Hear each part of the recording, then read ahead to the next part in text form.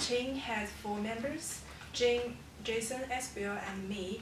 We first conducted a literature review to identify the relevant literature that exists after that. Jane will talk about business and our research.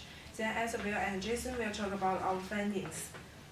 We found that there is a lack of recent research about the use of MAPs in small Australian business.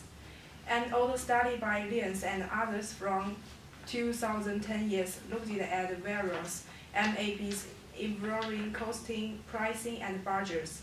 The study found that modern MAPs were used to a limited capacity, with the most common MAPs budget and balanced scorecards and costing models.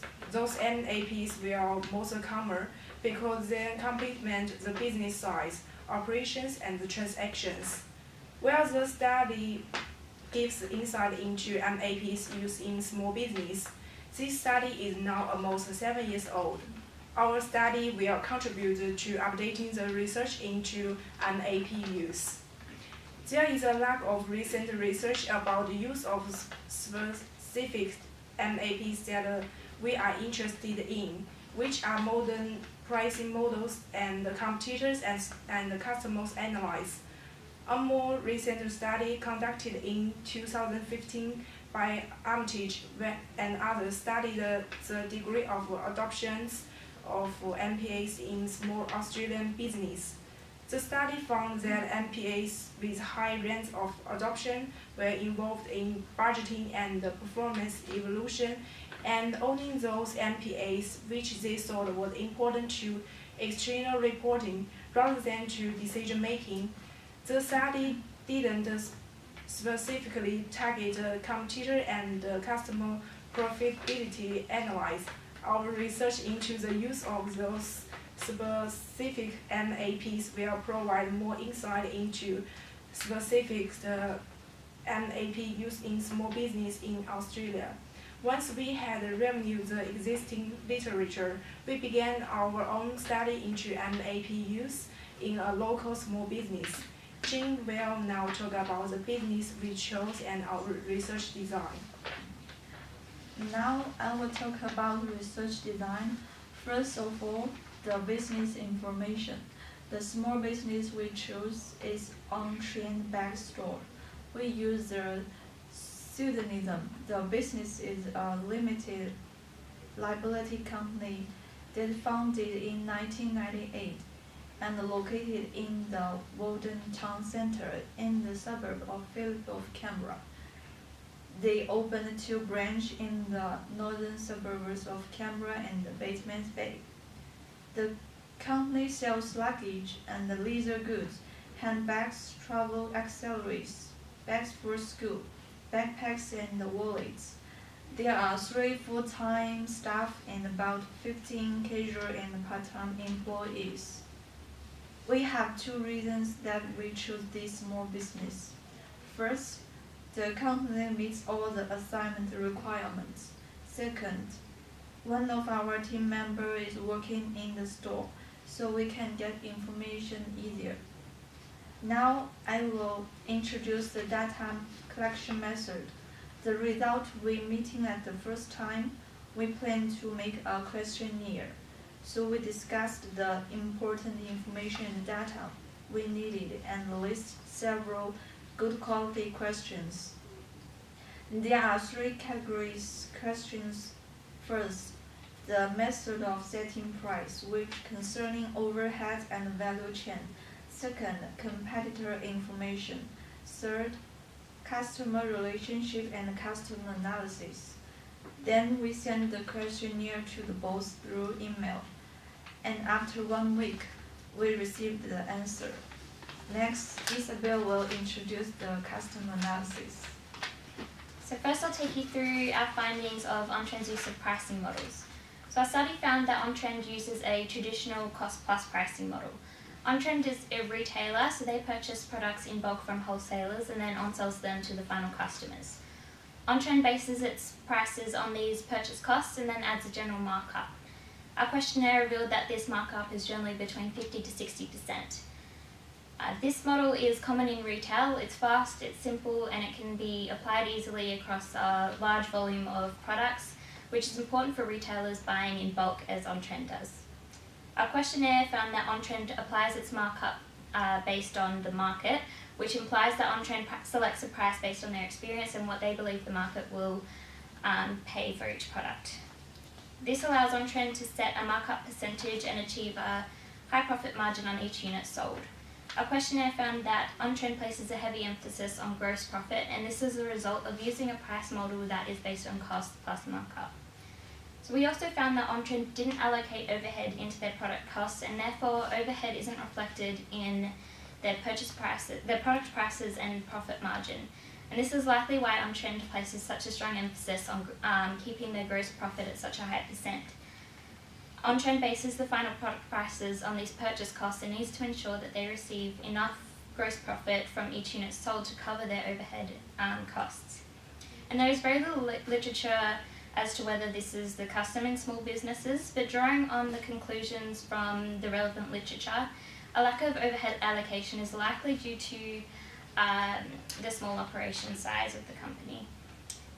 But we believe that OnTrend would benefit from allocating overheads under modern costing methods such as activity-based costing, as the literature has shown that these modern methods would improve the accuracy of the cost on which they base their product prices. So for the competitor analysis, our report found that company OnTrend undertakes regular continuous competitor analysis.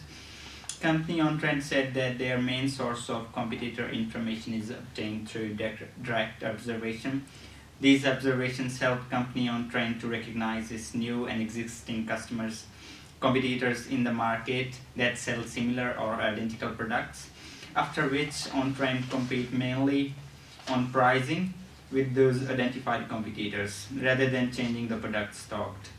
This competitive strategy means that most of important information OnTrend collects is about its competitor's product prices.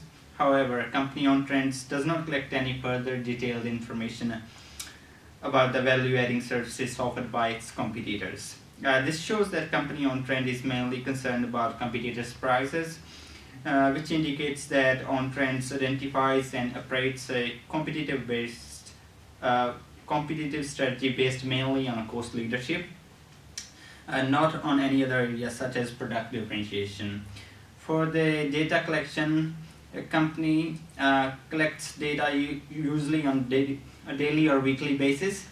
This is because OnTrend needs to conduct continuous competitive analysis. Usually, company collects data by informal methods such as direct observations or competitors' website and through the customers. This is likely due to the continuous nature of analysis and the size of business involved and their sources available to the company. While direct observation, company collects information on competitors' product prices, promotion prices, and stock outlook. While these direct observations, company gather information from existing customers about their product satisfaction and prices.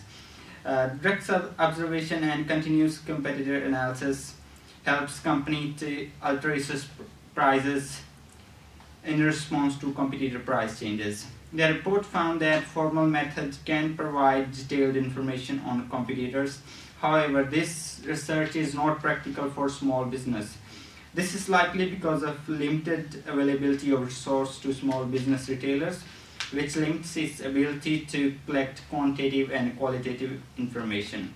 Also, the publicly published information used in formal competitor analysis is generally not available on small businesses. Therefore, company OnTrend relies on informal methods such as direct observation and online website. So now I'll take you through our findings of OnTrend's use of customer profitability analysis. So we found that OnTrend performs quite a low level of customer profitability analysis. Through our questionnaire, we found that the company currently doesn't have any methods in place to track their customers in a way that facilitates this analysis. But a common way that many retailers do this is through customer rewards programs, where they can track customer characteristics, transactions, and other data, and in this way perform customer profitability analysis. However, OnTrend don't use such a program, but are currently using email promotions to just touch the surface of customer profitability analysis. Our literature supported this. Our literature report supported this finding that this management accounting practice is uncommon, with one such study by Elias and others in 2010, finding that this customer analysis has been adopted by a low percentage of small businesses. And that study found that this is generally due to a lack of resources and a lack of expertise. And this was confirmed in our questionnaire, with OnTrend noting that a lack of resources was the reason as to why they don't conduct customer profitability analysis. But we believe that the current email program may be extended in the future to track customer characteristics and transactions and allow them to analyse the costs and revenues associated with their customers. As the literature has found, this way OnTrend will achieve high profitability through the accurate profitability information it provides for decision making. So to summarise, the results of the data analysed shows that most of the small business management practices do not correlate with the contemporary management literature. Costing methods, competitor analysis, and customer profitability analysis techniques are of limited use.